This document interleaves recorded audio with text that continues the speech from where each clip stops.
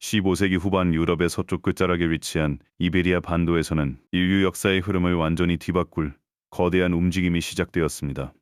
당시 카스티아와 아라곤이라는 두 왕국이 이사벨 1세와 페르난도 2세의 결혼을 통해 통합되면서 오늘날 스페인의 모태가 탄생했고, 이들은 800년에 걸친 이슬람 세력과의 전쟁인 레콘키스타를 마침내 종결지었습니다.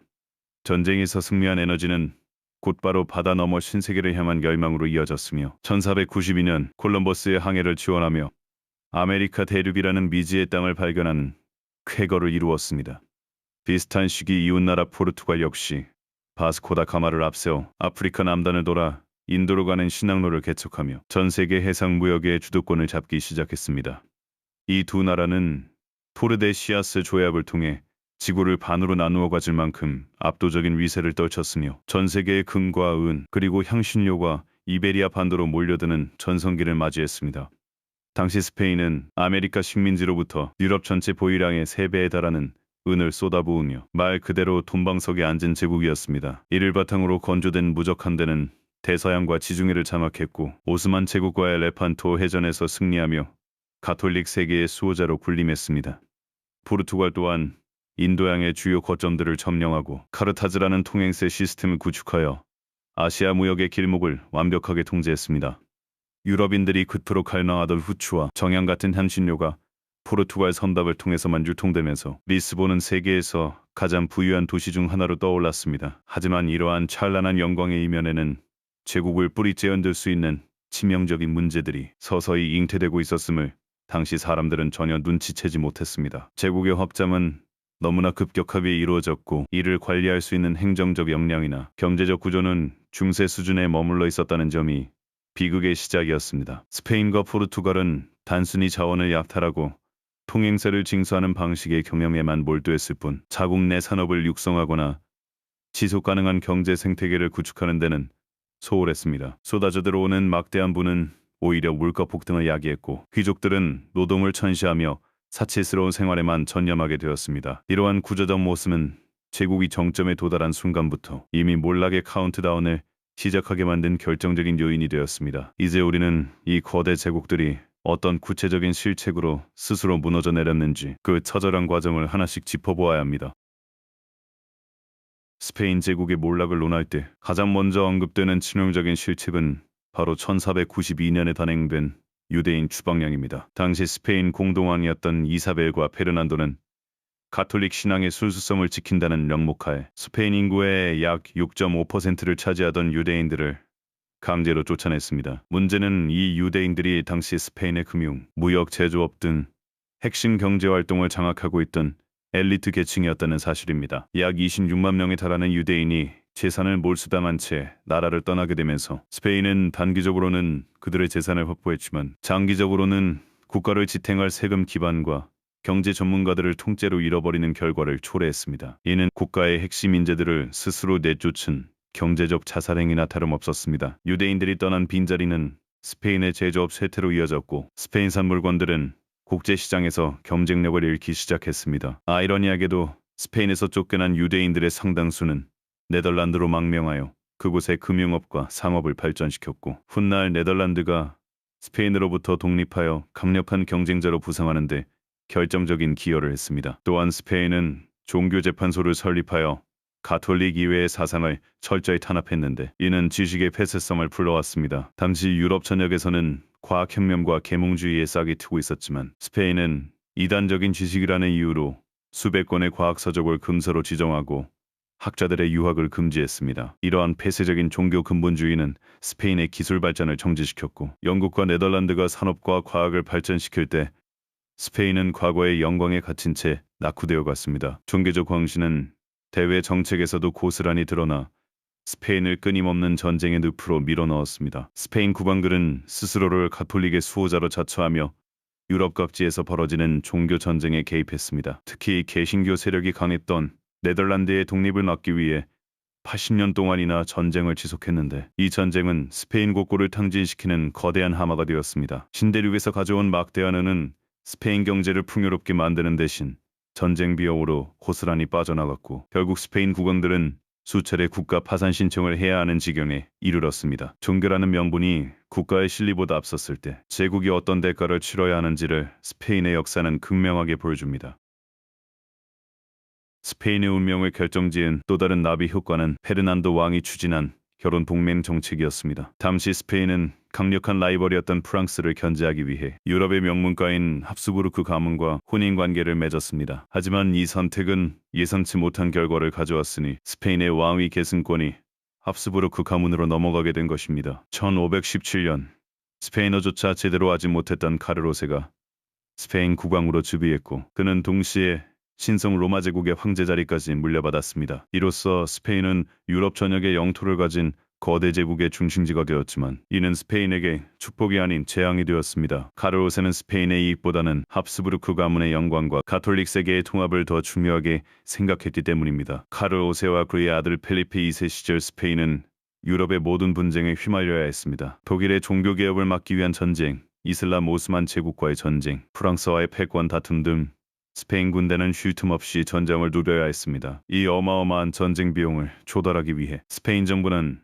식민지에서 들어오는 은을 담보로 해외 금융가들에게 막대한 돈을 빌렸습니다. 하지만 전쟁이 길어지면서 지출은 수입의 2배를 넘어서기 일쑤였고 스페인은 기껏 벌어들인 부를 이자로 갚는데 급급했습니다. 결국 스페인의 경제 구조는 생산적인 투자 대신 전쟁 수행을 위한 부채 돌려막기 구조로 전락하고 말았습니다. 이는 제국이 겉으로는 화려해 보이지만 속으로는 텅 비어가는 공동화 현상을 가속화했습니다. 특히 펠리페 2세는 영국을 굴복시키기 위해 무적함대를 파견했지만 1588년 칼레의 전과 태풍으로 인해 괴멸적인 타격을 입었습니다. 무적함대 유지비에만 국가 1년 예산이 투입되었던 만큼 이 패배는 스페인 재정에 치명적인 타격을 주었습니다. 이후에도 스페인은 전쟁을 멈추지 않았고 17세기 30년 전쟁에 참전하며 국력을 완전히 소진했습니다. 합스부르크 가문의 이익을 위해 스페인의 젊은이들과 자원이 희생되는 과정에서 스페인 본토의 산업은 완전히 붕괴되었습니다. 결혼을 통해 영토를 넓히고 세력을 키우려 했던 정책이 오히려 스페인을 거대한 전쟁의 소용돌이 속으로 밀어넣어 파멸로 이끈 셈입니다. 제국의 확장이 반드시 국력의 강화로 이어지지 않는다는 사실을 합스부르크 치하의 스페인은 증명하고 있었습니다. 포르투갈 제국 역시 스페인과는 다른 양상이지만 매우 심각한 구조적 결함을 안고 있었습니다. 가장 큰 문제는 인구 부족과 수도 리스본으로의 지나친 자원 집중이었습니다. 16세기 당시 포르투갈의 전체 인구는 약 180만 명에 불과했는데 이 좁은 인적 자원으로 아프리카, 인도, 브라질, 동아시아에 이르는 광대한 해상 제국을 관리하는 것은 처음부터 무리였습니다. 불을 찾아 매년 수천 명의 건장한 청년들이 식민지로 떠나면서 본토는 만성적인 노동력 부족에 시달렸습니다. 특히 군대를 유지할 인원이 부족해지자 포르투갈은 점차 해상 장악력을 잃게 되었고 이는 무역 수입의 감소로 이어지는 악순환을 낳았습니다. 사람이 곧 국력인 시대에 인구 유출은 제국의 근간을 흔드는 가장 무서운 적이었습니다. 또한 포르투갈 왕실은 무역 독점을 통해 얻은 부를 지방이나 산업 발전에 투자하지 않고 오로지 수도 리스본에만 쏟아부었습니다. 16세기 말 리스본의 인구는 전체의 9%에 달할 정도로 비대해졌지만 지방 도시들은 낙후된 상태를 면치 못했습니다. 모든 부와 권력이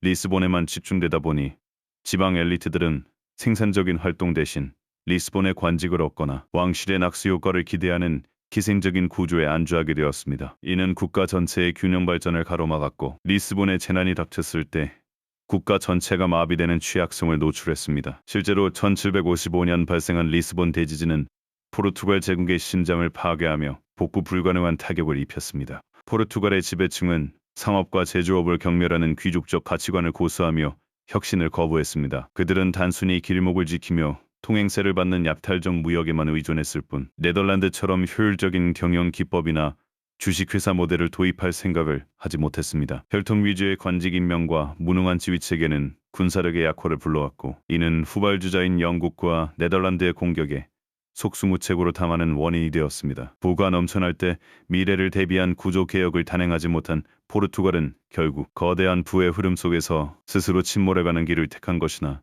다름없었습니다. 리스본의 화려한 궁전들이 세워지는 동안 제국의 기초는 서서히 모래성처럼 허물어지고 있었습니다. 16세기 후반부터 스페인과 포르투갈의 독점 체제에 도전장을 내민 세력은 영국과 네덜란드였습니다. 이들은 이베리아 제국들과는 전혀 다른 방식으로 접근했습니다. 왕실이 모든 것을 독점하고 통제하던 방식에서 벗어나 민간 자본이 중심이 된 동인도 회사를 설립하여 효율성을 극대화했습니다. 주식 회사라는 혁신적인 시스템은 리스크를 분산시키고 막대한 자본을 지속적으로 투입할 수 있게 만들었습니다. 반면 스페인과 포르투갈은 국왕의 결단에만 의존하는 경직된 의사결정 구조를 가지고 있었기에 변화하는 국제정세와 시장 환경에 빠르게 대응할 수 없었습니다. 경영의 효율성 차이가 결국 해상 패권의 한밤을 가른 것입니다. 네덜란드는 특히 스페인으로부터 독립전쟁을 벌이는 과정에서 강력한 해군력과 금융 네트워크를 구축했습니다. 그들은 포르투갈이 독점하던 향신료 항로를 하나씩 탈취하기 시작했습니다. 1641년 말라카를 점령하고 말루쿠 제도의 교역권을 장악하면서 포르투갈의 동남아시아 무역망은 붕괴되었습니다. 영국 역시 호르무즈를 점령하며 포르투갈의 인도 무역 거점을 무력화했습니다. 후발주자들은 포르투갈이 잔혹한 정복전쟁으로 현지인들의 원성을 샀던 점을 파고들어 보다 유연한 외교 정책을 펴기도 했습니다. 포르투갈의 카르타즈 시스템은 네덜란드의 자유해양론과 효율적인 상선단 앞에 무력하게 무너져 내렸습니다. 더욱 치명적인 것은 스페인과 포르투갈이 1580년부터 60년 동안 한 명의 왕을 모시는 동군연합 상태에 놓였던 시기였습니다. 이 기간 동안 포르투갈은 스페인의 적이었던 영국과 네덜란드의 공격 목표가 되었고, 스페인은 자신의 전쟁에 바빠 포르투갈의 식민지를 제대로 지켜주지 않았습니다. 이 과정에서 포르투갈이 공들여 쌓아온 수많은 무역 기밀과 항로 정보가 유출되었고, 이는 후발주자들이 제국을 갉아먹는 결정적인 무기가 되었습니다. 1640년 포르투갈이 다시 독립했을 때는 이미 제국의 영광은 과거의 것이 되어 있었고, 무역 주도권은 완전히 북유럽 국가들에게 넘어간 뒤였습니다. 시스템의 혁신 없이 과거의 권위에만 의존했던 제국은 결국 새로운 시대의 효율성 앞에 무릎을 꿇을 수밖에 없었습니다. 19세기에 접어들며 스페인과 포르투갈 제국은 종말을 고했습니다. 나폴레옹의 침공으로 본토가 유린당하는 사이 아메리카 대륙의 식민지들은 하나둘 독립을 선언하며 제국의 품을 떠났습니다. 1898년 스페인이 미국과의 전쟁에서 패해 필리핀과 쿠바마저 잃었을 때 한때 세계를 호령하던 대제국의 깃발은 완전히 내려갔습니다. 포르투갈 역시 1822년 최대 수입원이었던 브라질이 독립하면서 경제적 기반이 무너졌고, 이후 긴 혼란과 독재의 시기를 거쳐야 했습니다. 오늘날 스페인과 포르투갈은 유럽 내에서도 상대적으로 경제 성장이 정체된 국가로 분류되곤 하는데, 이는 제국 시절의 구조적 모순을 완전히 극복하지 못한 결과라는 분석도 존재합니다. 스페인 사람들은 여전히 찬란했던 무적 함대 시절을 그리워하면서도 왜 우리가 이렇게 되었는가에 대해 자조적인 질문을 던지곤 합니다. 포르투갈의 파도 음악에 담긴 특유의 애절함과 아련함 역시 잃어버린 제국의 영광에 대한 향수와 맞닿아 있습니다. 하지만 역사는 냉정하게 말해줍니다. 부가 쏟아질 때 혁신하지 않고 종교적 교조주의와 귀족적 허례허식에 빠져